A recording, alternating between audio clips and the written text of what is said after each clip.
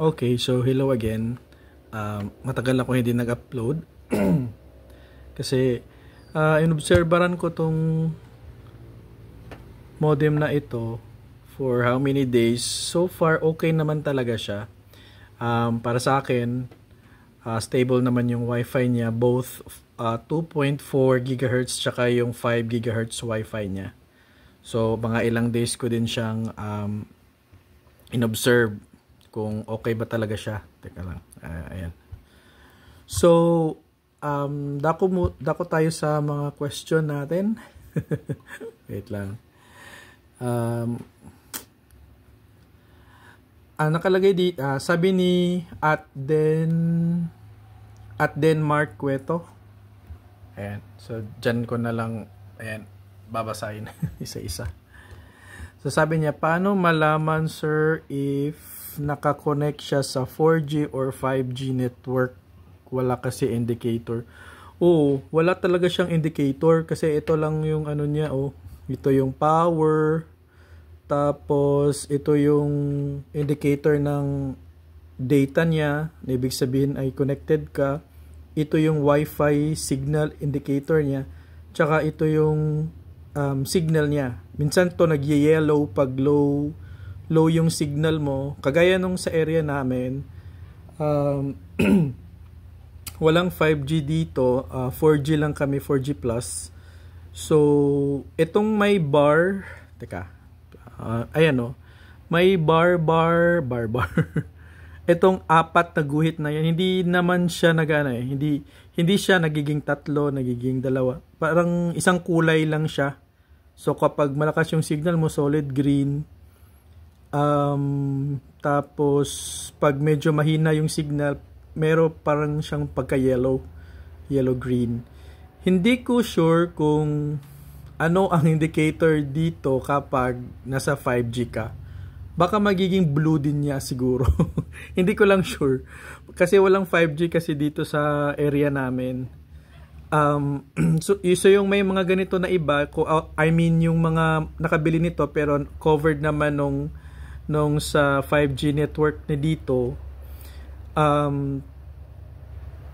Kung solid green lang siya, yan lang talaga siya. Kung paano mo malalaman kung connected siya sa 4G or 5G, wala talaga Unless na lang ito, mapapatunayan natin to kung nagiging blue. Pero kung green lang yan, kahit nasa 5G ka, wala talaga siyang indicator ng kung 5G or 4G. So, yun. Pupunta ka talaga dito sa ano niya, sa tawag nito dito sa kanyang dashboard. Yan. Punta ka talaga dito. Tapos dito sa network. Tapos di pala. Home. Tapos dito sa my network information. Dito mo makikita kung 5G or 4G ka. Kasi ito kasi yung RedCap network. Makikita mo dito, lalagay kasi talaga dito yes pag nasa 5G ka. So, yun. Kaya, yun din yung medyo downside. Kasi, wala siyang indicator kung, okay sana kung ito, meron siyang, katulad nito, itong sa PLDT. Teka lang. Ito na lang. Ito. Okay sana kung katulad nito, yung sa PLDT na 5G, meron siyang 4G at 5G. So, kaso wala So, yun. Yun yung mahirap doon kasi baka yung magagamit na load ay yung free na gig doon sa 4G.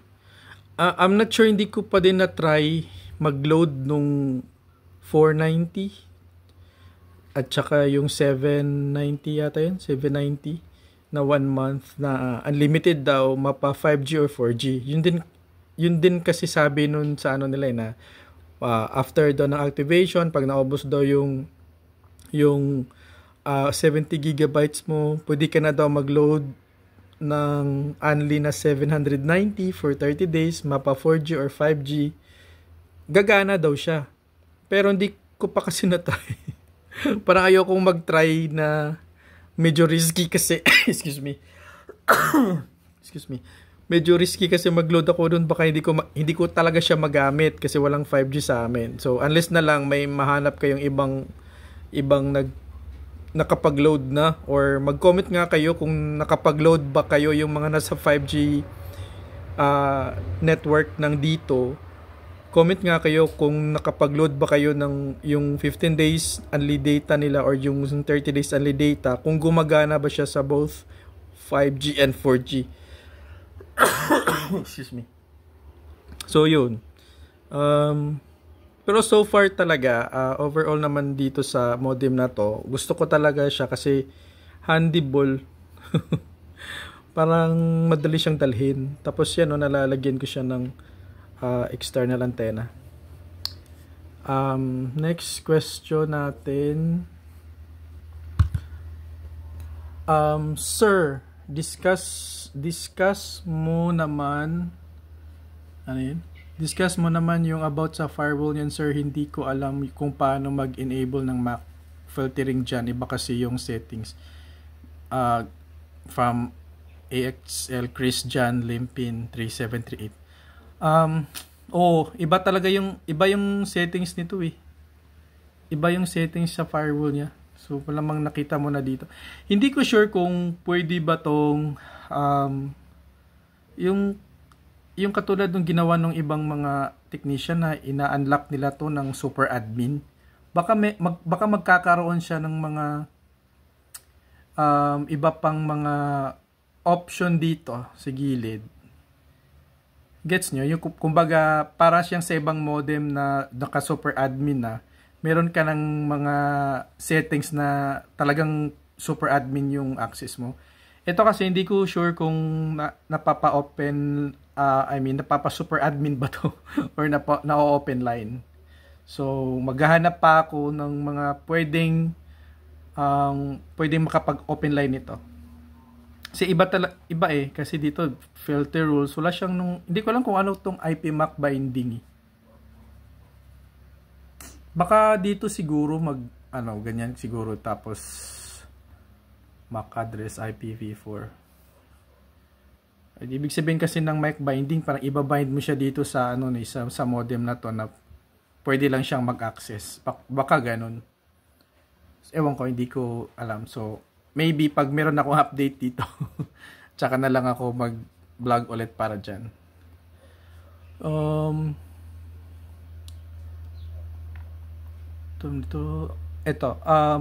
Paano from Rain Ray, paano po malaman kung gumagana yung 5G? Paano po malaman kung gumagana yung 5G? Ayun nga, yung sabi ko, hindi nga talaga natin malalaman kasi wala talaga siyang indicator. Unless na lang meron pa siyang isa dito na 5G. No, 4G, 5G, wala eh. Talagang signal lang siya na green. Hindi ko sure kung Kaya nga, kung nasa 5G ka na area, let me know kung green ba yung sayo. Kasi yung sa akin, green na kulay siya. Ito, blue, blue, blue, green. So, baka pag nasa 5G network ka, maging blue ba siya? Or kung hindi siya blue, di green lang. So, wala talaga siyang indicator. Kung green lang talaga siya, kahit nasa 5G ka, wala talaga siyang indicator ng kung 5G or 5G.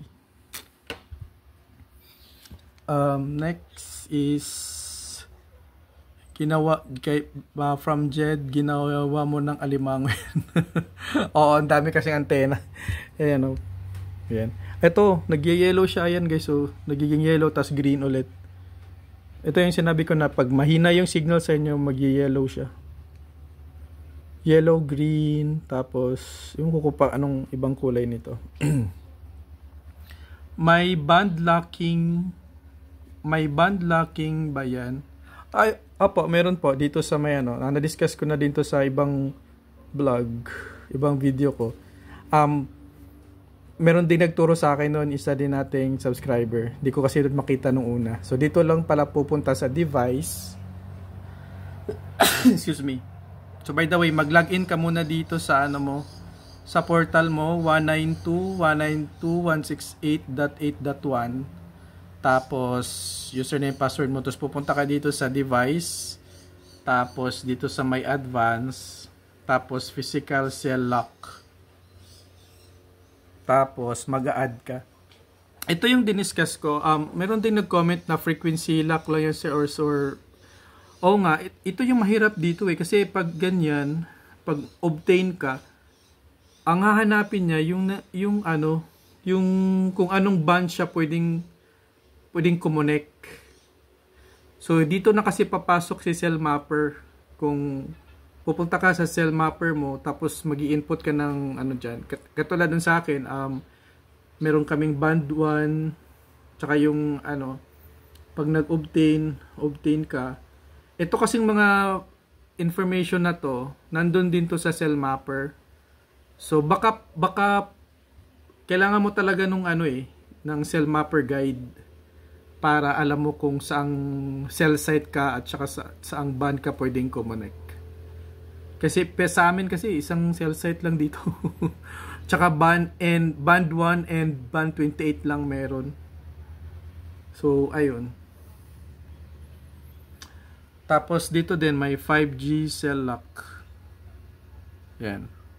So dito lang itong sa unlock, i-check mo lang yan tapos mag-input ka, add. Tapos input mo yung mga necessary na dito, mga kailangan. Next. Cell ID locking yan, basta ako nga, yun nga yung cell ID. Good day sir. Good day sir. Baka pwede ka magbigay ng links na ginamit mong SMA cable. Yes, maglalagay ako ng link dito kung ano yung ginamit kong SMA para dyan. Boss, paano mag-block ng user? Paano mag-block ng user? Dito. Meron naman yan, Sarah. Tingnan natin na kapain natin. Kasi iba-iba ang features nito. Hindi naman ako expert sa buong dito. Familiarization lang talaga to. Parang yung mga hindi gaanong techie, familiarization nyo lang i-familiarize nyo lang yung sarili nyo, mag-check ng mga ganyan. Tsaka self-explanatory din naman yung mga nakalagay na mga tabs. So example, sige, hanapin natin yung nakakonect. Ito yung mga nakakonect sa akin sa to. So kapag alam mo na yung device mo, tatandaan mo talaga kung ano yung device mo. Baka ma-block mo yan. Parang ganito siguro yan. Let's see. Okay. So hindi ko mahanap like I said. Na-mention ko nga kanina, baka itong modem na to, baka pwede pa siyang as super admin. Baka magkakaroon siya ng mga menu dito kasi ito yung mga connected na device eh. 'Di ba yung sa ibang modem may nakalagay lang dito sa gilid na block, delete, mga ganon. Yung sa kagaya nung sa parang ZLT, meron silang block, delete, mga ganyan-ganyan dito sa gilid. So ito kasi nakaano lang tayo admin lang. Baka meron pang super admin na account na talagang mabubuksan natin para dito. So baka may mag-upload ng mga iba ding mga tech na gumagawa nito. So baka abangan na lang natin at pag meron man, i-share ko din sa inyo kung na-open line din ba to and as a super admin. Next. Sir, ayaw gumana sa akin yung Ethernet cable. Sir, ayaw gumana sa akin yung Ethernet cable. Si Al Christian ulit. Paano ayaw gumana? Dito sa likod, check mo kung talagang mag-click siya pagka mo dito sa LAN. Dapat green yung ilaw niyan. Tapos make sure na gumagana yung Ethernet cable na gamit mo kasi baka faulty na. Try mong gumamit yung kasama nitong Ethernet cable. Tapos i-connect mo sa laptop mo. So dapat gagana 'yan.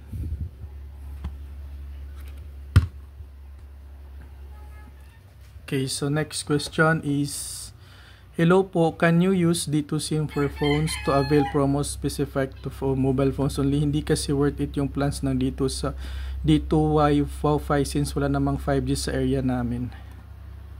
Ano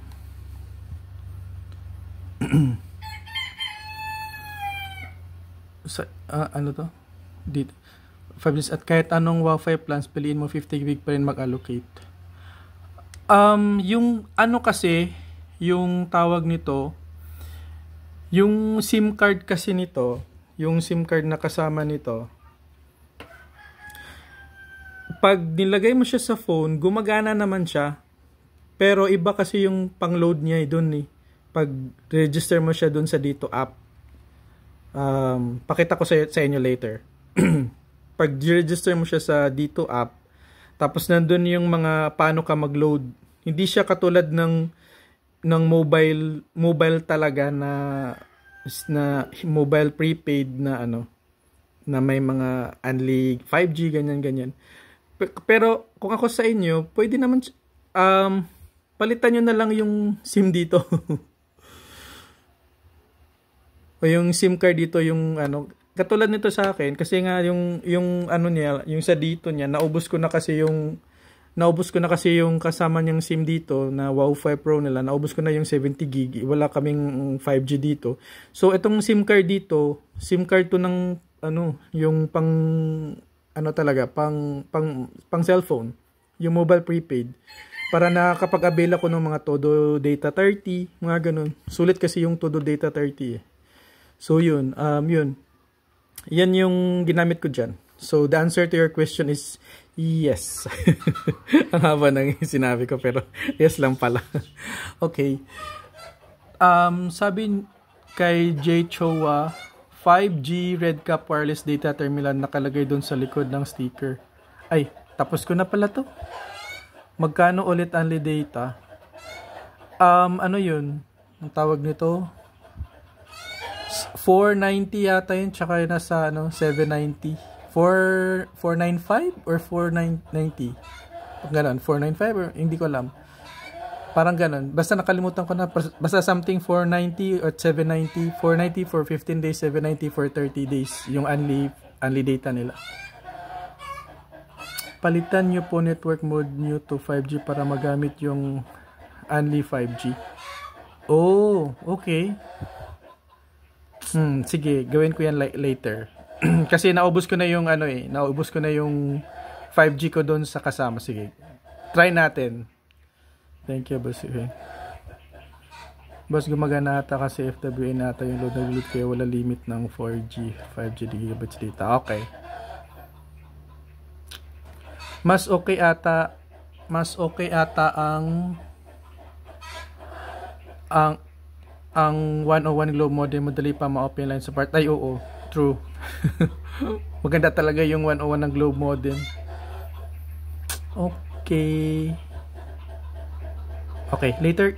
So, sa next vlog ko na ulit sasagutin yung iba. Okay? So, hopefully meron kayong mga konting kaalaman. At like I said, kapag meron tayong makitang na bagong improvement sa device na to, ay i-share ko din sa inyo kung pwede ba tong ma-open line at naso super admin. Okay? Thank you guys. God bless.